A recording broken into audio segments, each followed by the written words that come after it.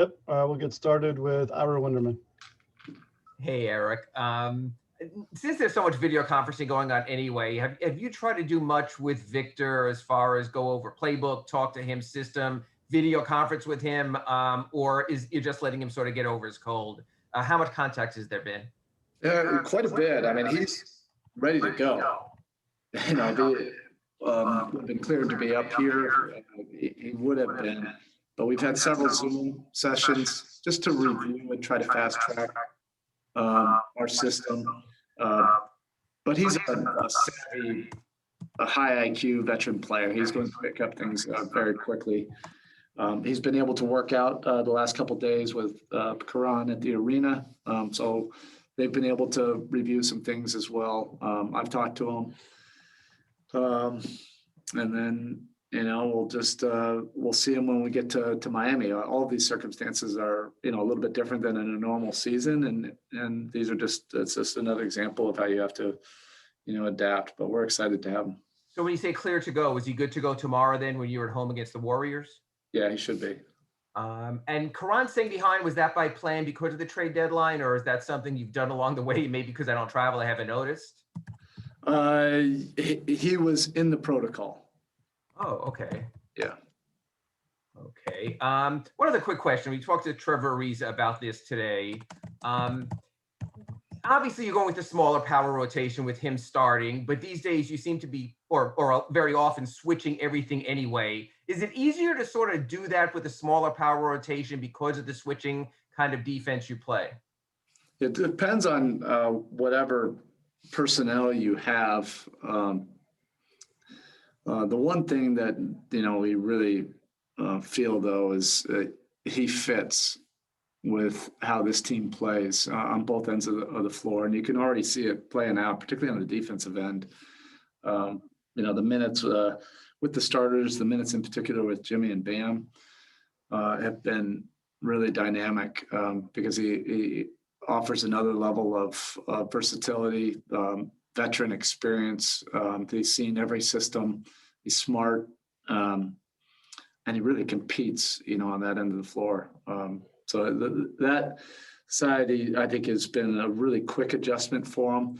And then offensively, you know, once he just gets comfortable in what we do, you know, I think he's really going to help with our spacing as well. Next, we go to Tim Reynolds. Hey, Eric. Kind of off topic from tonight. I'm not going to ask you about him specifically because I don't want you to comment on a kid, but the UCLA kid, Juzang, is probably going to be the first Asian American lottery pick. What will that mean to Asian American kids? I mean, I know they've seen it with Rui and whatnot, but for an Asian American kid who likes to ball, what's that going to mean when they see, you know, a kid, whoever it may be, end up getting taken pretty high in the draft? Yeah, I think it'll be a really significant moment. And I think the more that it can go, well, the more it can just be felt where that is normal, I think is what can make it even more significant. You know, that it doesn't matter, you know, what your race is or what your background is, as long as you can hoop, that people can see you in that way. But there has to be more, you know, for people to be able to see that. It's the same thing, you know. I feel the same way, you know, about, you know, my position. The more people can just see that that's normal, the better it is, you know, for change that we're trying to see happen.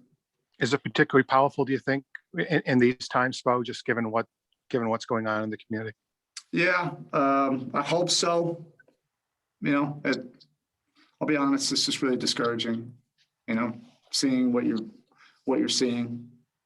And you know, we were in New York, you know, and we saw a video of clips of the last one. And we weren't even staying that far from where that incident was.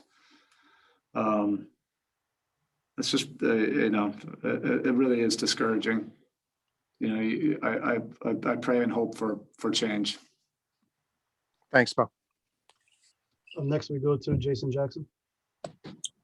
So with Pacers, considering the first two games, particularly that first game when they put that big number up, is there anything specifically that needs to be different defensively to make sure that doesn't happen again? With the Pacers? Yeah. Yeah, look, it's going to be competitive. And at the end of the day, this is just about competition. So however you can figure out during the course of tonight's game to be able to impact the game on both ends of the court to give yourself the best chance to win. In so many ways, I really liked the game too. Really did.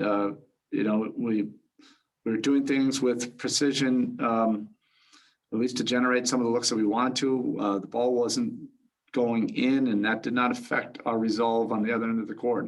And yeah, they hit a lot of threes, but we held them under 100 during regulation, and I just thought we showed some mental toughness, in that game and put ourselves in a position to win. We just couldn't hold on to that lead. So it's going to take that kind of resolve. We can expect that level of competition again with the Pacers. It's always going to be that way, with them. You're going to have to make some plays and put your imprint on this game tonight. Next we'll go with Scott with Fieldhouse Files. Hey, Eric, in terms of acquiring Victor, I'm curious, do you reach out to Nate McMillan, Nate Bjorkgren to kind of get a feel, or what are you getting into? Or is that something where you try to begin with a fresh slate?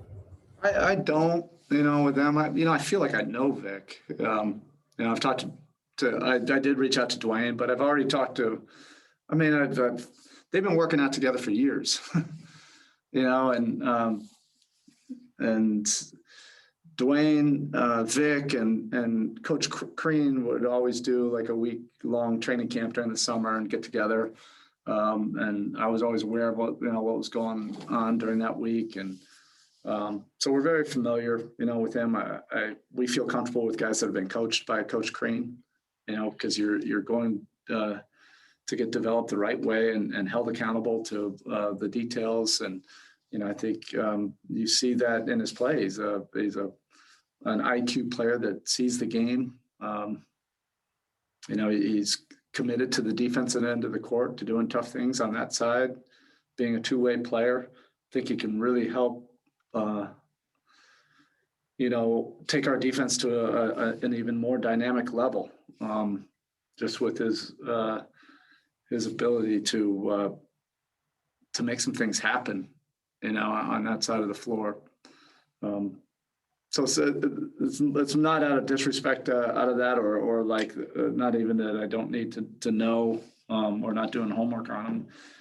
But we know what he's like from competing against him for a long time, and then he comes from a lineage that we're pretty familiar with. All right, Coach. Thank you. Okay, thanks.